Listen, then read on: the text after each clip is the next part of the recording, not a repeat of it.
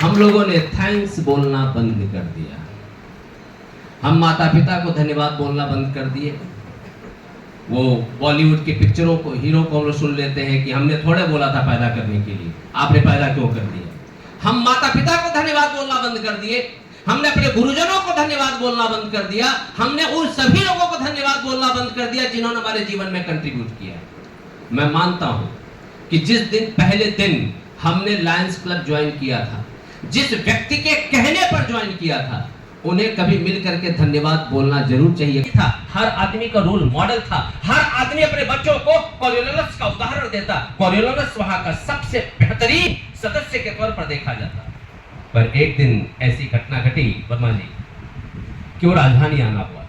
जब राजधानी आने वाला था तो बात रोम के लोगों को पता चला। हजारों की भीड़ रोम में इकट्ठी हो गई उसको देखने के लिए, उसको सुनने के लिए।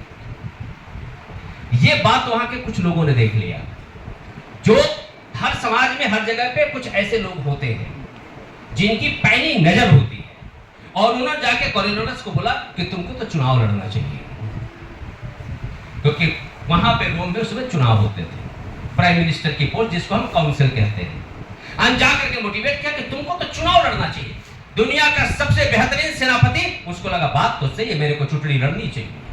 आन भाई ने पर्ची भर दिया, चुनाव लड़ गया। अब सभाएं शुरू हुई। अब जब सभा में खड़ा होता तो बोलता, जब मैं वो लड़ाई लड़ा तो मैं ऐसे लड़ा, इतने लोग आए, इतना मारा, उस सेनापति को ऐसे मारा, उस राजा को ऐसे अरेस्ट किया, उस सेना को ऐसे भगाया। वो अपनी लड़ाइयों की बातें बताता, उसकी रैलियां बढ़ती गई, तालियां बजती रही। धीरे धीरे रैलियां बढ़ती और भीड़ घटती गई, क्योंकि उसकी सभा में एक ही बात होती, मैं जब लड़ा, मैं जब गया, मैं। जगत का सबसे बड़ा शत्रु है, जगत का सबसे बड़ा शत्रु है, जगत का सबसे बड़ा शत्रु है। जब मैं हावी होता है तो वी कमजोर हो जाता है। और कलयुग में संगे शक्ति, कलयुग में संग में ही शक्ति है। इसीलिए हम बार बार इस तरह के कॉन्फ्रेंसेस करते हैं ताकि हम एक दूसरे से एकजुट हो सके। साथियों, जितना हम एकजुट होंगे, एक बहुत अच्छा मैं आपको एग्जाम्पल देना चाहूंगा। एक ट्रेन जा रही थी जलगांव से होकर, नाम था पुष्पक एक्सप्रेस। उसमें किसी चाय वाले ने आकर के बोला, इस चाय वाले का उस चाय वाले से कोई लेना देना नहीं है। एक चाय वाले ने आकर के र्यूमर फैलाया कि पीछे के बोगी में आग लग गई है। लोग जान बचाने के लिए कूद गए। जिधर कूदे उधर दूसरी पटरी थी और उधर से बेंगलुरु एक्सप्रेस आ रही थी। 13 लोग कट के मर गए। आप एक बात बताइए, इतनी कमजोर और डरपोक पीढ़ियां अगर हम पैदा करेंगे। मेरा एक मित्र है अहमदाबाद में, वो बीच में दिल्ली किसी मीटिंग में गया तो उसकी पत्नी और उसकी पुत्री दोनों पड़ोस में उस अपनी सहेली के यहां सो रहे थे। मैंने उससे पूछा वहां क्यों सो रहे थे? घर में छिपकली आ गई थी। छिपकली और कॉकरोच से डरने वाली प्रजातियां हमने पैदा करनी शुरू कर दी है शायद। ये मैं पंचमहाल में खड़ा हूं, मेरे सावच, हाँ, मेरी पीढ़ी है जो 70 के बाद और 85 के बीच में पैदा हुई। हमारे विचार थोड़े से मिक्स हैं, और जो 85 के बाद पैदा हुए हैं वो हैं जिन्होंने टेक्नोलॉजी पैदा होने के बाद देखी थी, उनके विचार। इसलिए देखिएगा आप अधिकतर 82 के बाद पैदा हुए बहुत कम लोग हैं। अधिकतर देश उनके साथ आके जुड़े, उसमें 3 देश थे, भारत, पाकिस्तान और चीन, जिनके पास था कुछ नहीं पर उनके पास आबादी थी। और ये चाहते थे दोनों हमारे साथ मिल जाए, दोनों पैसा फेंक रहे थे।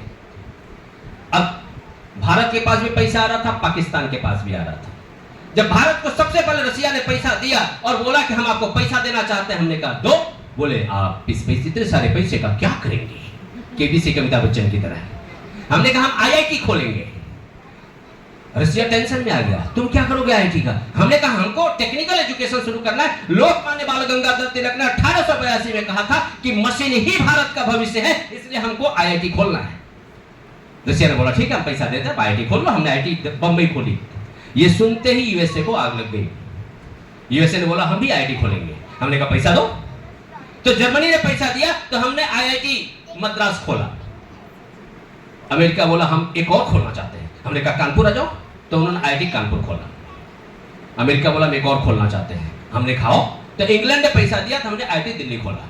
हमने 4 आईआईटी बनाए, उनके आपस के झगड़े में पैसा पाकिस्तान गया तो उन्होंने आतंकवादी संगठन बनाया।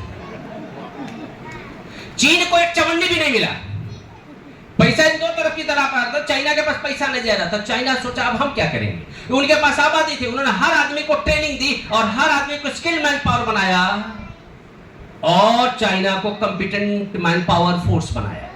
3 देश 70 साल के बाद भारत के आईआईटी से निकले हुए लोग दुनिया की सॉफ्टवेयर इंडस्ट्री हाईजैक करके बैठे हुए हैं।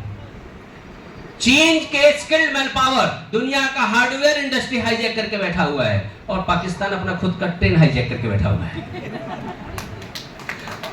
आप जब रेस चल रही हो, कोई भी 2 कंपटीशन चल रहा, उसको कंस्ट्रक्टिव करते हैं कि डिस्ट्रक्टिव, ये समाज को निर्णय लेना है, वो उस लोगों को निर्णय लेना है। अगर हम कंस्ट्रक्टिव दिशा में लेके जाएंगे तो भारत और चीन बनेंगे और डिस्ट्रक्टिव दिशा में जाएंगे तो पाकिस्तान बनेंगे। निर्णय आपका है।